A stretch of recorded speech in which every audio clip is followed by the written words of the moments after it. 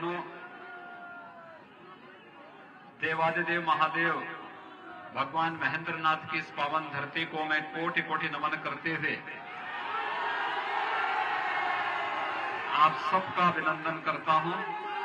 देश और बिहार के कामगार श्रमिकों को, नौजवानों को अपना रोजी रोजगार छोड़ करके अपने गांव घर के लिए वापस आने के लिए मजबूर होना पड़ा था और उस दौरान भले ही महाराष्ट्र के अंदर, दिल्ली के अंदर, पंजाब के अंदर, राजस्थान के अंदर, उत्तर प्रदेश, बिहार, झारखंड, बंगाल के नौजवानों की उपेक्षा हुई हो, लेकिन जैसे वे उत्तर प्रदेश के अंदर पहुंचे, पूरा शासन, पूरा प्रशासन वहां पर उन सबके सहयोग के लिए, उनके स्वागत के लिए और उन्हें हर संभव सहायता देने के लिए वहां पे तत्पर खड़ा था। लोग मुझसे पूछते थे कि आखिर इतनी बड़ी व्यवस्था क्यों? तो मैंने कहा था, देखिए, वैश्विक महामारी, ये लड़ाई एक व्यक्ति की नहीं है, पूरे देश की लड़ाई है, मानवता को बचाने की लड़ाई है। और फिर अगर बिहार के लोग उत्तर प्रदेश से होकर के जाएंगे तो ये तो हमारा दायित्व बनता है। वैसे भी मां सीता के मायके का होने के नाते बिहार के नागरिकों का, वहां के नौजवानों का स्वागत करना हमारा दायित्व बनता है। और भाइयों बहनों, आपने देखा होगा उत्तर प्रदेश के अंदर किसी को कोई समस्या नहीं हुई, हमने होने भी नहीं दी। सबके रहने की, सबके खाने की, सबके घर तक पहुंचाने की कुशलतापूर्वक व्यवस्था करने का कार्य किया। और हम सब आभारी हैं प्रधानमंत्री मोदी जी के, जिन्होंने लॉकडाउन प्रारंभ होते ही गरीब कल्याण पैकेज की घोषणा करके गरीबों के लिए अन्न की व्यवस्था, गरीबों के लिए रोजगार की व्यवस्था, गरीबों के खाते में पैसे देने की व्यवस्था पूरी मजबूती के साथ किया। फिर से रोजगार का झुंझुना पकड़ा करके जनता की आंखों में धूल झोंकना चाहते हैं। याद करिए, 15 वर्ष पहले इनके जंगल राज को जब इन्होंने जाति के नाम पर परिवारवाद की राजनीति को बढ़ावा दिया और परिवारवाद के नाम पर भ्रष्टाचार को बढ़ावा देकर के बिहार में जंगल राज की स्थिति पैदा कर दी थी और बिहार के नौजवानों के सामने अपनी स्वयं की पहचान को छुपाने की एक मजबूरी सामने आ चुकी थी। भाइयों बहनों, पिछले 15 वर्षों के दौरान श्री नीतीश कुमार जी के नेतृत्व में विकास और सुशासन की जिस यात्रा को बिहार ने तय किया है, यही एक समृद्ध और खुशहाल बिहार का मार्ग प्रशस्त करता है। और इसी खुशहाल और समृद्ध बिहार के लिए आपका आह्वान करने के लिए आज विशेष रूप से मुझे आपके बीच में यहां आने के लिए मजबूर होना पड़ा है। भाइयों बहनों, बिहार अपनी युवाओं की ऊर्जा के लिए जाना जाता है। बिहार यहां के नौजवानों की प्रतिभा को दुनिया मानती है। यहां के नौजवानों की ऊर्जा और यहां के नौजवानों की पूरी प्रतिभा आज दुनिया उसका लोहा मानती है। लेकिन भाइयों बहनों, ये जातिवादी और परिवारवादी ताकतों ने बिहार की इस पहचान को, बिहार के युवाओं की इस ऊर्जा को, इस प्रतिभा को पूरी तरह कुंद करने का कार्य किया। लेकिन आज एक बार जब विधानसभा के चुनाव हो रहे हैं तो मैं आप सबका आह्वान करना चाहता हूं। आज आपके सामने कांग्रेस और राजद के लोग तमाम प्रकार की ताकतों के साथ जो समाज के विरोधी हैं, जिनके द्वारा हिंसा और हिंसा के अलावा कोई दूसरा उनके सामने कोई दूसरा मार्ग नहीं, उन लोगों के साथ गठजोड़ करके जैसे फिर से यहां की विकास को बंधक बनाना चाहते हैं, उसी पर आपका आह्वान करने के लिए मैं आपके बीच आया हूं। आपने 6 वर्ष पहले प्रधानमंत्री के रूप में मोदी जी का चयन किया और जब मोदी जी देश के अंदर प्रधानमंत्री बने, उन्होंने देश की राजनीति की धुरी को बदलने का कार्य किया। आपने देखा होगा, प्रधानमंत्री के रूप में देश की राजनीति की धुरी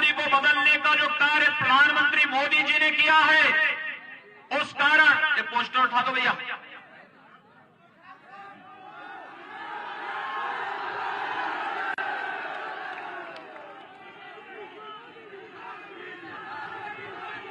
आपने देखा होगा 6 वर्ष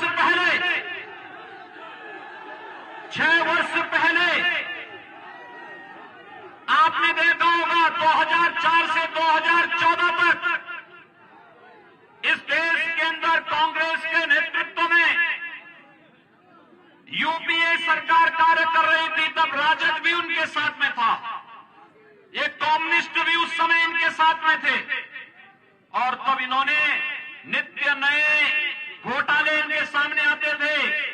कभी स्पेक्ट्रम घोटाला, कभी कोयला घोटाला, कभी कॉमनवेल्थ घोटाला, कहीं पर कोई अन्य घोटाला, और ये घोटालों पे घोटाले नए करते करते इन्होंने देश के सामने विश्वसनीयता का एक संकट खड़ा किया।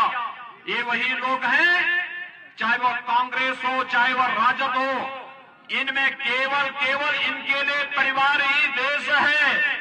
परिवार के बाहर नहीं सोच सकते, और एक परिवार को लूट खसोट करने की खुली छूट मिले, इसके लिए इन्होंने पार्टियां गठित की हुई हैं।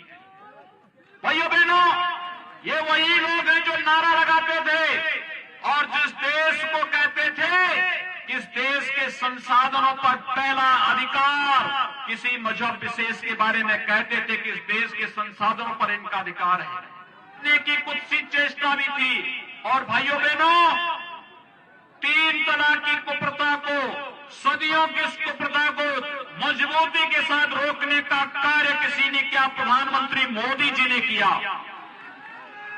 दूसरा कदम उन्होंने उठाया।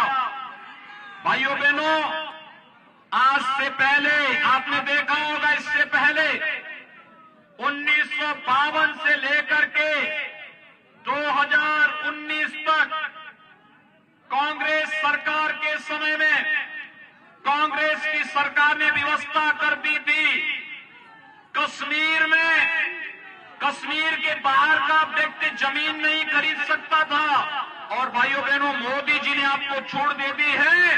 अगर बिहार का नौजवान कश्मीर के अंदर भी आवास बनाना चाहेगा, आप जाइए और भारत के एक नागरिक के रूप में कश्मीर में जमीन लेकर के अपना मकान बना सकते हैं।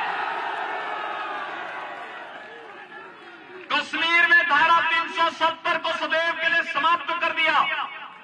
भारतीय जनता पार्टी 1952 से नारा लगाती थी, एक देश में 2 विधान, 2 प्रधान और 2 निशान, नहीं चलेंगे नहीं चलेंगे के नारे लगते थे। एक भारत श्रेष्ठ भारत की परिकल्पना को किसी ने साकार किया है, प्रधानमंत्री मोदी जी ने किया है।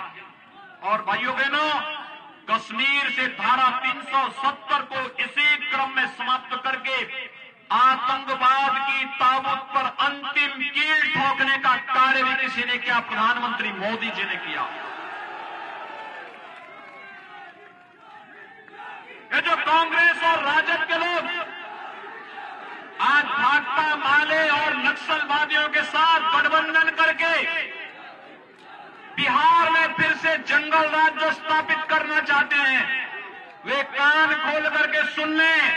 कश्मीर के आतंकवाद के बाद अब नक्सलवाद को भी देश की धरती से पूरी तरह उखाड़ फेंकने की तैयारी चल रही है। अब भारत की धरती पर नक्सलवाद के लिए भी कोई जगह नहीं रहेगी। भाइयों बहनों, नक्सलवाद को समाप्त करने के बाद देश के अंदर लगातार एक मांग उठती थी, और वह मांग उठती थी, मुझे लगता है मैं जब पिछली बार लोकसभा चुनाव में आया था बिहार में, और लोकसभा चुनाव के दौरान जब मैं कहीं भी जाता था, महाराजगंज में भी आया था, और तब मुझे बताया था कि नौजवान बोलते थे, यहाँ के पत्रकार मित्र बोलते थे, इनके द्वारा एक ही बात कही जाती थी कि योगी जी आप पिछली बार आए थे, आपने कहा था कि रामलला हम आएंगे, मंदिर वहीं बनाएंगे, क्या तारीख भी बताएंगे?